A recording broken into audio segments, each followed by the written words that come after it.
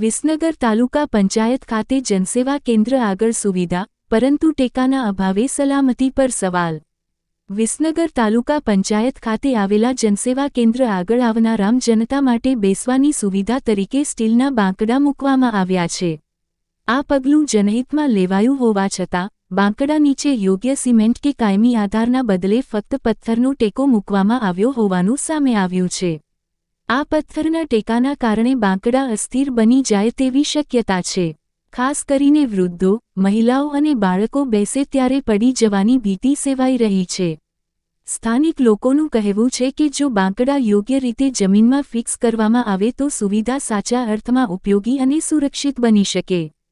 જનતા દ્વારા માંગ ઉઠી રહી છે કે વિસનગર તાલુકા પંચાયત તાત્કાલિક ધ્યાન આપી બાંકડાઓને કાયમી અને મજબૂત આધાર સાથે સ્થાપિત કરે, જેથી જનસેવા કેન્દ્ર પર આવનાર લોકોને સુરક્ષિત અને આરામદાયક બેસવાની સુવિધા મળી રહે.